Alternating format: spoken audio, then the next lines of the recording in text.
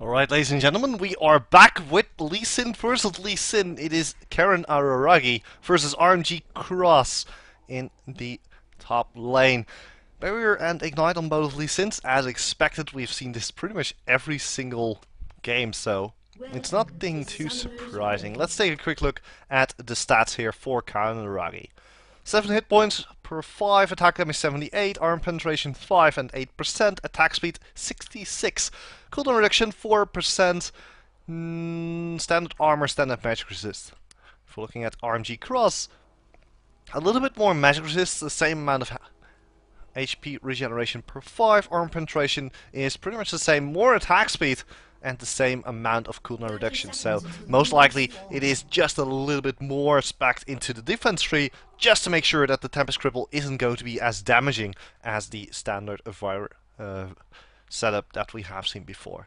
Again, both players choosing to go for the Elixir of Fortitude. It's the basic meta that we have been seeing here all day long. We saw people experimenting with Doran shields, with cloth armors, but all of them failed to win a match, and Elixir of Fortitude definitely the proper choice for this tournament.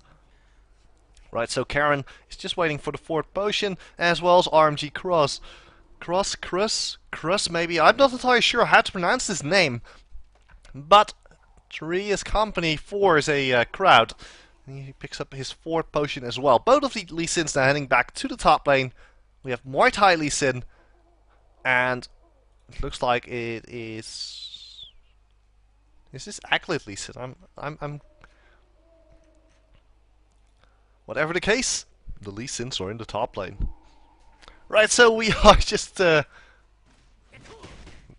sitting here. The first attacks on the minions have started already, and from the looks of the last few games, the first Lee Sin to hit that level 2 and get a little bit of an advantage won. That's basically what the tournament came down to up till now. Hit level 2 as the first Lee Sin, and right after start smashing your opponent to bits. And immediately we see the smashing and the head banging starting here as CrØzz and Araragi are smashing their heads into each other. Both of the Lee Sins currently down to about 4 in the hit points, and there's the level 2 for CrØzz. But also the level 2 for Araragi. So here's the Sonic Wave. Sonic Wave from Araragi misses, and that is going to hurt him so much. CrØzz is going to be able to force him back. Araragi going to land the Tempest Cripple, is going to get hit by Sonic Wave. The Ignite is going down. Araragi, using the Elixir of Fortitude, still has barrier available and is still alive. Is now going back to base. So he uses his Elixir of Fortitude and heads back to base immediately to pick up some more items. This is an interesting strategy. We haven't seen that happen before. Picks up a side ward. Probably really afraid here of CrØzz, who might just have the ability to just smash his face in one go, and he does not want to get stuck between the Lee Sin and the enemy minions right there. So CrØzz is now pushing down onto this turret here. It has a lot of armor though. It has 120 armor because of the latest patch. The downside here for Araragi, unlike rank 5 versus 5, he has no jungler to cover for him. So all that experience is now lost, and Araragi is going to have a major problem here trying to face off against a CrØzz who has a lot more health and gold to spend. A Sonic Wave actually landed, and if Araragi wanted to fly, well, he could have gone Lee Sin Airways right there. Pack your bags.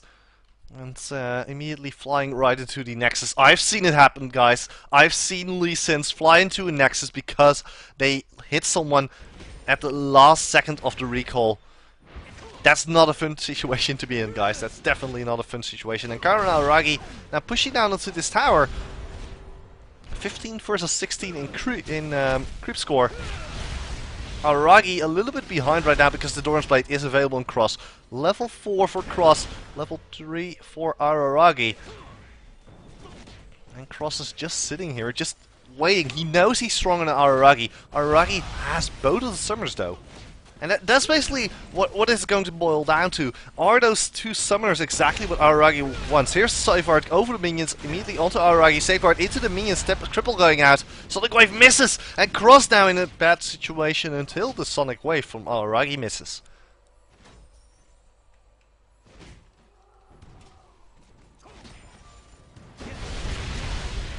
And immediately Tempest Cripple again. So much damage all over those minions. Those minions definitely not really happy with being there right now between these two powerhouses of Lee Sins who've made it to the round of 8. Araragi now forced to leave a few minions to the clutches of that little tower, with the laser guard affection coming from that one. And again, missing a lot of minions here. 9 CS behind right now. And again, for the guys who've just tuned in, the rules of this engagement are pretty simple. 1. You do not talk about Fight Club. 2. You do not talk about Fight Club. 3. The first one to hit first blood wins. First one to kill a tower wins. First one to hit a 30 CS advantage over the other Lee Sin wins. And of course, if you leave the top lane, you automatically lose. Recalling is allowed.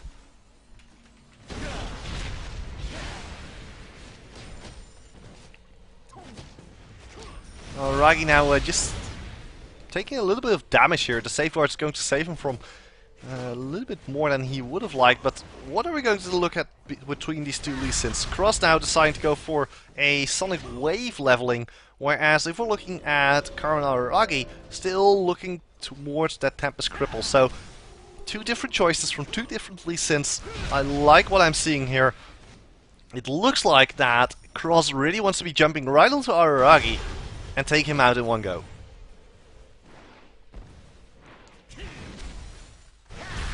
And his entire playstyle just shows that he really wants to hit one of those Sonic Wave resonating strike combos in conjunction with the Dragon's Rage. You can just see how he's positioning himself. He's trying to get the minions to walk past him, well, and then get into a position where Araragi can't get to the minions, just zoning him out pretty much. If CrØzz now lands the Sonic Wave, Tempest Cripple going out, a lot of damage here, Ignite's going down, barriers going up from both these Sins. Dragon's Rage now kicking out. Oh, the Sonic Wave of Araragi surviving with a sliver of health is going to come down. Who has the best Sonic Wave? And Araragi immediately recalling to base knows this is not where I want to be right now. This is so low. Here's Sonic Wave for a Snake Strike. Tempest Cripple, first blood goes to CrØzz.